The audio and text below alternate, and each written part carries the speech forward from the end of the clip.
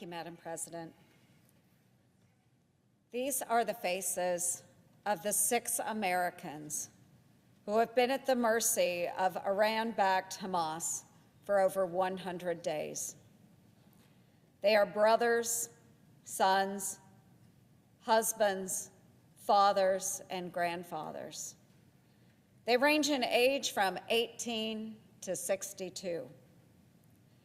Their families have been sick with worry. They've been sick with fear day after day, not knowing whether their loved ones are even alive. As they cry out for answers and action, the families have yet once again returned to Congress looking for hope and looking for leadership. These requests should not go unanswered.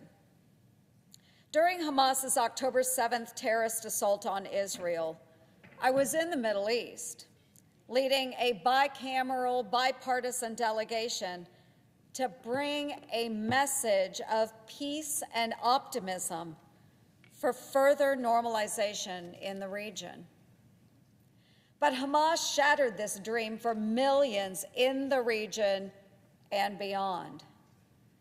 We woke up to this terrible news on October 7th, knowing that the world was altered and plans had changed. The delegation unanimously agreed that we needed to go into Israel immediately as the first group on the ground to stand with our ally in the face of this devastation. In Israel, we met with families in anguish after Hamas had taken our citizens, American citizens, hostage and had killed over 30 Americans in the initial assault. Since then, I have remained in constant contact with these hostage families. I heard their calls on behalf of their loved ones. Bring them home. Bring them home now. The response has only been words. Where is the action from this administration? And where is the outrage from our fellow Americans? Still, over 100 days later, many do not know the status of their loved ones. That's why I returned with the same delegation from October, +1, to the region at the beginning of this year, to build upon our work and press for the release of our American hostages. To tell the families and the heads of state in the region that the safe return of hostages is our #1 priority.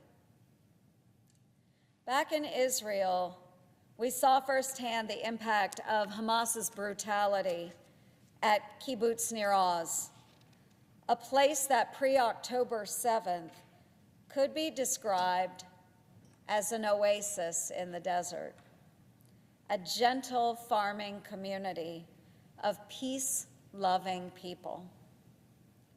We were guided through the wreckage by a gentleman who called this kibbutz home and whose own son is an American being held hostage. In this community of peace lovers, Hamas burned homes, they terrorized children, they killed the innocent, put bullets into bedrooms, and violated the very foundation of peace that the kibbutz stood for. Armed with heart-wrenching stories from each of the hostage families, our delegation traveled to Egypt, to Qatar, and Bahrain. Our message was clear: bring Americans home. This was the message I delivered to the senior leaders and hostage negotiators in each of those countries. It is a message backed by the entire bicameral, bipartisan delegation. We pressed our partners in the region to bring Hamas back to the negotiating table and release our citizens immediately. Still, we must do more. These hostage families deserve answers immediately. And it is clear they are desperately looking for action from President Biden and his team. Shockingly, we are witnessing the absolute wrong action from the Biden administration's staff. As American hostages sit in Gaza, in tunnels, captives of Hamas, some of the Biden administration's staff are staging walkouts and demanding a ceasefire with Hamas. It is unbelievable. They are standing up for terrorists torturing our American brothers and sisters. Without a doubt, these staff members should be fired. Where is their outrage against Hamas? Where is the protest demanding that Hamas release their fellow citizens?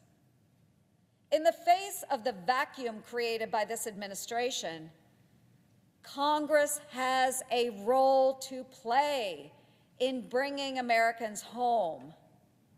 And that's a role that I have stepped into. And congressional pressure is working. Already, the world is witnessing some of the effects of this call to action. After meeting with leaders in Qatar, Qatari negotiators reportedly paved the way for Israel to send medicine to the hostages in Gaza for the first time since October 7th. I am glad to see Qatar has responded to our calls to action. However, this is only a first and a very modest step. More action is required, and I will continue to fight to get Americans home immediately. After all, every day that Hamas holds Americans captive is a win for evil. That is why I will continue to hold our partners' feet to the fire to reunite these families. I encourage every member in this body and every American to join me in pressuring Hamas to free our citizens. American lives are on the line, and folks, now is a time for choosing. As these hostage families call out for the strength of America to reunite them with their loved ones, there should be only one response. Bring our hostages home now. Madam President, I yield back.